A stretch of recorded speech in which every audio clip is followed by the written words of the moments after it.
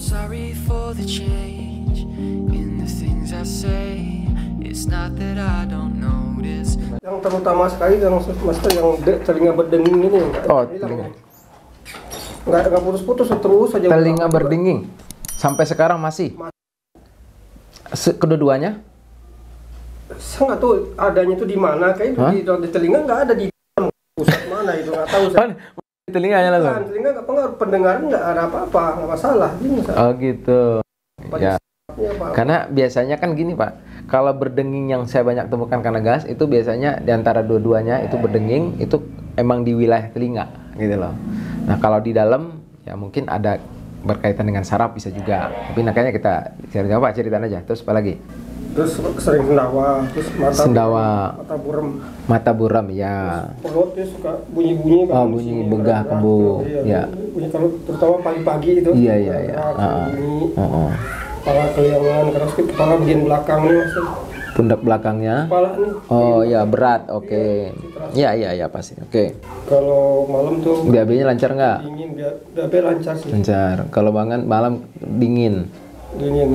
Sesak, tidur sesak. Kadang-kadang sih. Kadang-kadang cemas.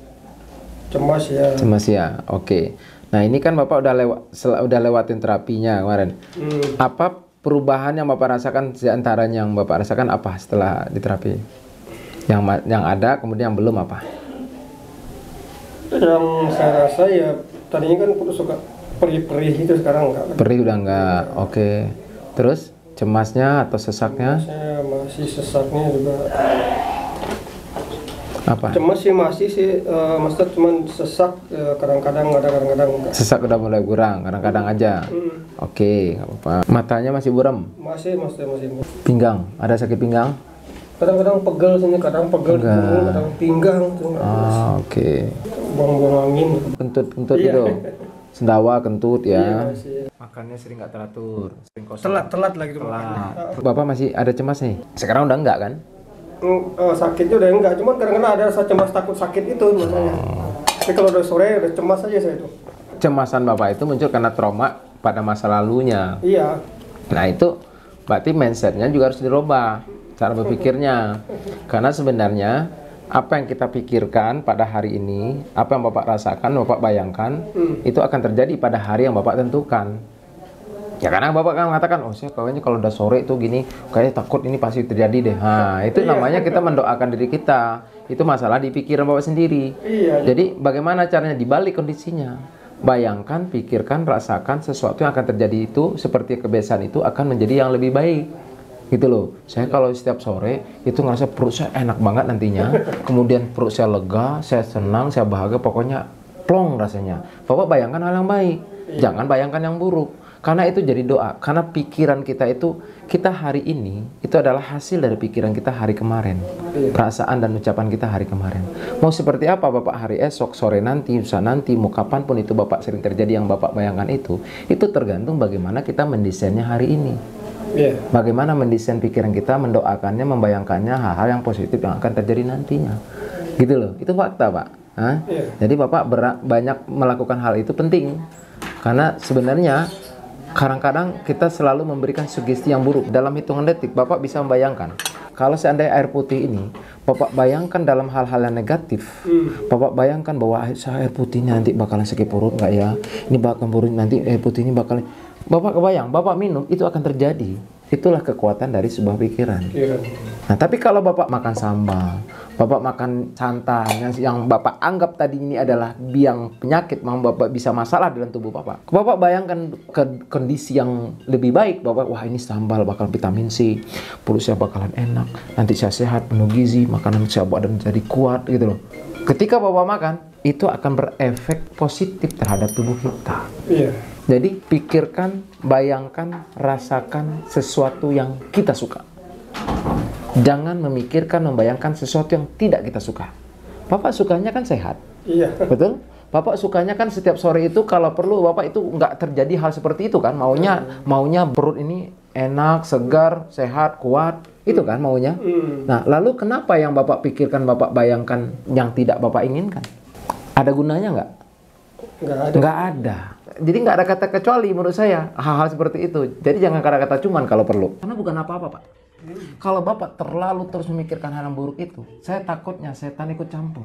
Iya. Karena setan itu ranahnya negatif. Iya. Setan itu maunya kita sakit. Setan itu maunya menderita. Setan itu mau sengsara. Kalau perlu bunuh diri, itu maunya setan. Iya. Benar nggak? Setuju nggak? Iya. Hah? Tapi kalau kita selalu berpikirnya positif, bahwa kita selalu sehat, bahwa kita akan selalu kuat, maka Tuhan akan semakin sayang sama kita. Berarti kita menunjukkan rasa syukur kita. Gitu loh. Sakit aja bersyukur, apalagi sehat, kayak gitu kan? Nah, seperti itulah. Ini penting, maksud saya, kita bukan cuma bicara fisik, bicara sehat. Saya akan bantu fisik Bapak, tapi tolong bantu fisikis Bapak. Pikiran Bapak ke arah yang positif. Karena sebagus apapun nanti fisik yang saya lakukan, saya udah bantu, sebenarnya sudah tidak ada masalah secara fisik. Tapi kalau pikiran Bapak selalu membayangkan hal-hal yang buruk itu, maka itu akan bisa terjadi tanpa harus ada gangguan fisik. Karena itu jadi doa. Setuju nggak? Ya, setuju. Ya, coba dilatih ya. Dilatih pelan-pelan supaya Bapak selalu berpikirnya positif. Rilekskan pikirannya, bayangkan semua yang baik. Kalau perlu Bapak catat di dinding, catat di kertas, sesuatu yang Bapak suka apa? Bapak, saya mau makan enak, saya mau bahagia, saya mau ketawa, pokoknya perut saya, apapun semua itu yang Bapak suka tulis. Yang tidak Bapak suka apa? Begah, kembung, kalau malam misalnya terjadi sakit, itu nggak suka, semuanya nggak Bapak suka, tulis aja. Nanti Bapak coret, sobek, ambil, buang ke tong sampah. Itu yang negatifnya. Positifnya Bapak tempelin. Karena membangun imunitas tubuh tidak cukup dengan fisik, tapi juga dengan mental. Mental positif. Setuju Pak?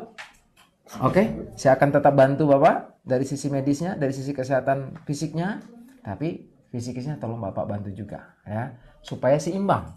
Iya. Biar sejalan, biar kita seirama. Kalau nggak seirama, saya mau ajak Bapak ke timur, Bapak maunya ke barat. Iya dong?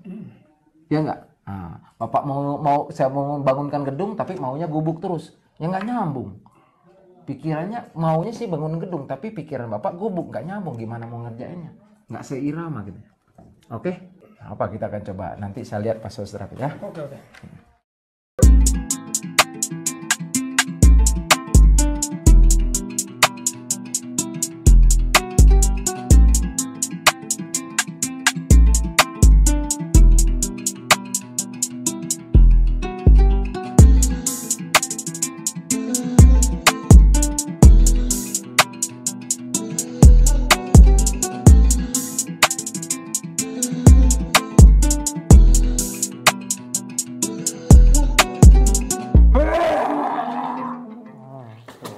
Tuh lihat, gelembung-gelembung udara semua namanya gede-gede banget gelembung udara itu. Iya. Yang kan silang Bapak itu kenapa? Karena gas. Ya. Jadi selama ada gas itu yang mengganggu itu kenapa pusing, kelingan, telinga berdenging. Karena Bapak ini terlalu sensitif dengan makanya saya bilang kalau Bapak benar-benar kalau bisa itu AC itu Bapak benar hentikan dulu. Iya. Ya. Karena tubuh Bapak ini udah sensitif karena unsur tubuh Bapak yin. Kena suhu dingin sedikit lah langsung begini. Iya. Ya. Emang bener sih itu sih. Iya kan? Jadi selama saya masih melihat itu, masalahnya nggak pernah tuntas. Ini gas murni. Pak, keluar itu. Enak kan? Itu yang bikin juga sesak. Itu yang bikin kecemasan. Kenapa? Dia gampang naik ke atas. Denyut jantung sering berdebar-debar. Asam nggak? Enggak kan? Enggak sih. Enggak. Nah, artinya ini gasnya yang bermasalah. Iya. Ini gas lambung, murni gas lambung. Kalau asam lambung asam. Ya, asam. Asamnya dari mana? Karena pola makan tadi. Pola makan itu ada jaga, udah ini artinya gas lambungnya bermasalah. Itu yang bikin kecemasan, itu yang bikin sesak, bikin kelengan karena oksigen nggak jalan. Iya. Jadi selama ada toksin itu akan ada masalah terus, maka harus kita buang terus. Iya. Dia akan muncul lagi nggak bisa, muncul lagi kalau Bapak terus berhadapan dengan suhu dingin lagi. Karena pori-pori misalnya udah lebar misalnya. Apalagi unsur tubuh Bapak yin itu sifatnya dingin. Oh gitu. Yang itu sifat panas. Kalau istrinya itu yang. Iya. Untuk menyeimbangkan dirinya menjadi yang dia butuh dingin. Kalau Bapak unsur tubuhnya yin. Ya padahal Dia itu pakai baju, pakai jaket. Jadi gampang kena dingin mau nggak mau Bapak atau mencari suhu panas. Iya. Ya kan? Ya saya lihat orang naik motor pakai kemeja aja enak aja Enak aja karena unsur tubuh yang. Oh gitu beda. Gitu loh. Iya sama. Karena Bapak hilang keseimbangan di situ. Mandi uap tuh fungsinya itu apa sih? Ya, salah satunya itu menggang gas, melancarkan aliran darah. Unsur tubuh Bapak selalu yang juga dengan itu. Oh gitu. Ya kan kalau keluar hangat kan? Panas. Jadi otomatis Pak, lendir seperti ini itu bisa menyebabkan otot jantung Bapak tidak bisa bergerak dengan maksimal untuk memompa darah. Oh, Sementara aliran darah kalau tidak maksimal, maka oksigen pun tidak bisa berjalan dengan maksimal untuk diantarkan ke saraf. Makanya itu bisa membuat pusing, kelingan, kuning. Itu loh.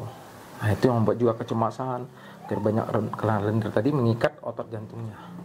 oh. Nah, kalau dibiarin terlalu banyak lama-lama bisa pembekakan jantung. Nah, kaki bengkak nantinya. Nah, ini barang batuk-batuk. Selama masih ada gas dalam tubuh Bapak, selama banyak gas seperti ini, Bapak batuknya sulit sembuh. Iya, kalau dingin udah kambuh itu. Ah, pasti. Iya. Karena kelemahannya apa? Udara tadi memuai dia kan. Iya. Ya, Jadi kalau Bapak minum obat juga nggak ngaruh. nggak pengaruh ya. Cuma dipendam-pendam gitu dong, batuk lagi. Kalau saya nggak, pas saya bikin batuk-batuk gitu kan, batuk. Nah, itu kan salah satunya teknik saya untuk mengangkat silindernya itu. Bahkan orang batuk, kalau udah batuk parah, bikin batuk terus, sampai batuk-batuk, tapi berhenti nantinya. Saya bantu dengan herbal, salah satunya dia juga bisa membantu malamnya makin batuk malah. Tapi endingnya nanti berhenti. Iya, gitu. Mudah-mudahan maunya. Ya, oke. Mau dipelihara itu kayak gitu. Ya, habisin aja. Habisin, nah itu dong. Iya, mau habisin aja lah, bisa dikeluarin. Karena orang kalau nggak ada masalah dengan pencernaan pernapasannya, mau saya paksa keluar gimana pun nggak bakalan bisa keluar itu Pak.